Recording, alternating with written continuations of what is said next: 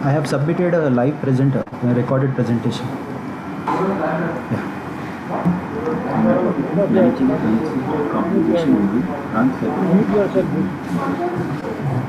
We all know that surgery remains the procedure of choice for the large perimembranous VSD in young infant. Moderate sized defects are followed up for a longer period when they are well tolerated in the hope of spontaneous closure. Transcatheter device closure of perimembranous VSD is particularly attractive in a resource constrained environment. Catheter closure allows effective treatment of this problem, and reuse of material is not completely unknown. We describe an asymptomatic 10-year-old girl with failure to thrive, weighing 16 kg from the rural areas of Maharashtra. Her chest X-ray showed with a QRS axis of 75 degrees with LV forces.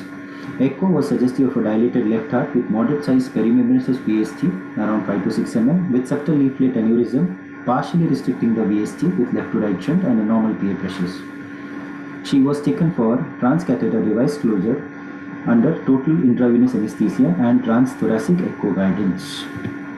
So after doing the QPQS, which was more than 1.8:1, her LV angiogram, which was done in LEO 40 cranial 30, using a pigtail catheter, showed a moderate sized defect with septal leaflet aneurysm. It was decided to cross this VSD from the arterial side using a 6 French guiding JR and extension length thermo wire J2.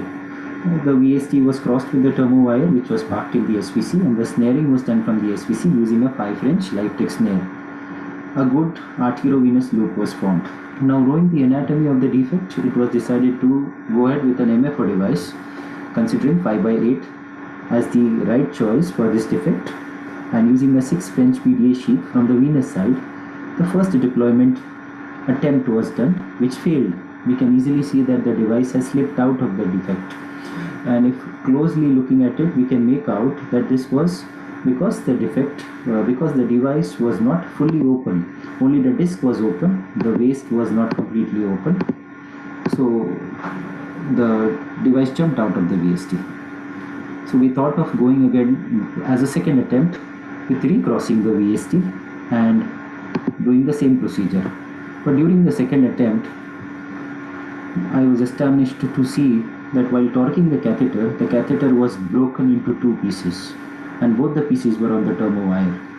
I immediately, as a knee-jerk reaction, pushed the thermo wire from the LV into the aorta, back into the aorta, ascending aorta and the descending aorta, just to prevent the dislodgement of the broken piece. Thereafter, we took an immediate arterial access, and through that, using the same snare, we caught hold of the other end of the thermo wire and made an arterial loop, and thereafter gradually removed both the ends of the broken catheter.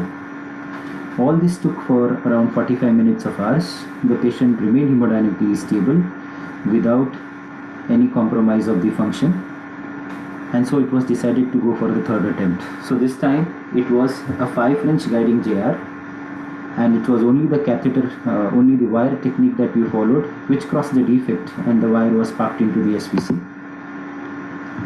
Again, a good loop was done after snaring the wire from the venous side, and thought of upsizing the device now, and we took a 9/7 device, and the device was deployed in a very stable and a steady manner with the disc, waist, and followed by the RV disc.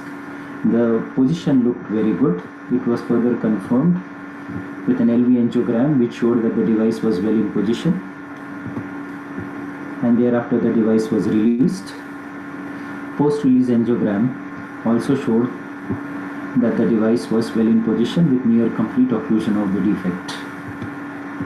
The frontal view after release, and thereafter the 2 broken pieces of the catheter, which is seen here.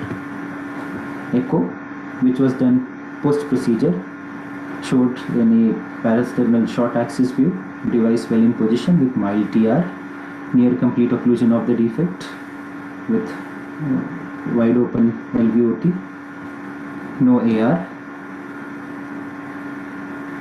and device almost near complete occlusion of the defect. Here also it shows a dilated LV with the device in position.